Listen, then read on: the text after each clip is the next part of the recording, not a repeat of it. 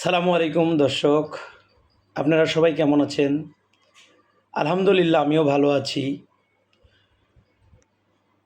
আমার এক ভাই প্রশ্ন করেছেন, সুস্থ থাকতে সহজ উপায়, রোগ ও উপকার, খাবারের তালিকা। রোগ অনুযায়ী কী কী খাবার খাবেন সে আজ আপনাদের তালিকাগুলো বলবো। 8টি রোগ ও 8টি খাবারের তালিকা সম্পর্কে আপনাদেরকে আজকে জানাবো। দর্শক, টিপস নাম্বার 1, ডায়াবেটিক্স, ওটস, কলা, মেথি, জাম ও পালং শাক, এই খাবারগুলো বেশি খাওয়ার চেষ্টা করবেন। হৃদরোগ, ওমেগা 3, অলিভ অয়েল তেল, আখরোট, চেরি, লাল চাউল। হাঁপানির সমস্যা যাদের আছে দর্শক, তারা বেশি করে যে সবজিগুলো খাবেন, পালং শাক, গাজর, মধু, ভিটামিন সি যুক্ত ফল ও আদা।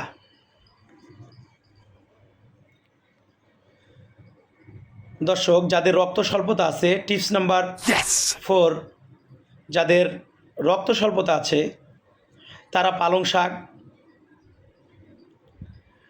ডালিম, কলিজা, ডিম ও খেজুর প্রতিদিন 2টো করে খাওয়ার চেষ্টা করবেন।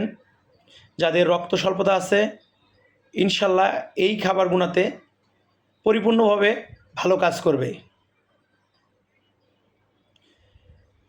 টিপস নাম্বার 5, রক্তের উচ্চচাপ। যাদের রক্ত উচ্চচাপ আছে দর্শক,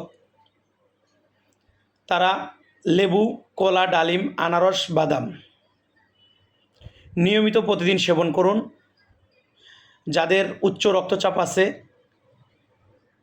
সুন্দর এবং সঠিক কাজ করবে।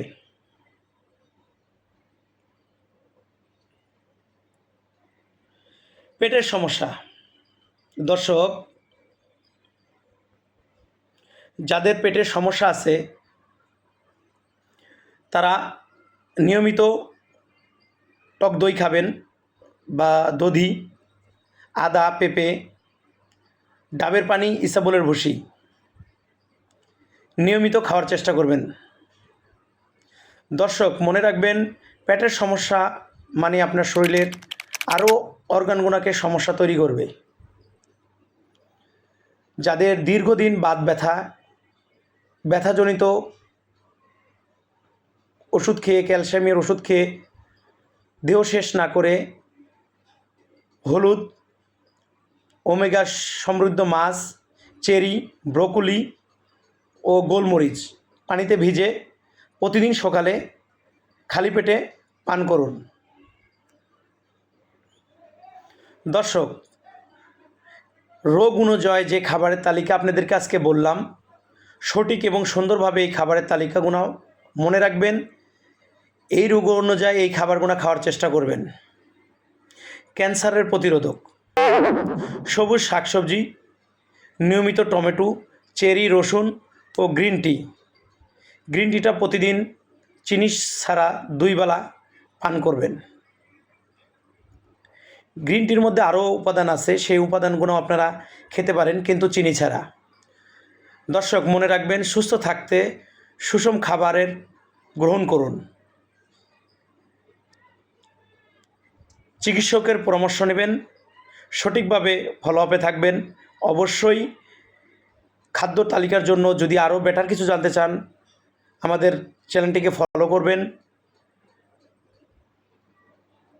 ওষুধের বিকল্প খাবারের প্রতিরোধ করতে যদি চান তাহলে এই খাবারগুলোকে আপনাদের অবশ্যই বেছে নিতে হবে।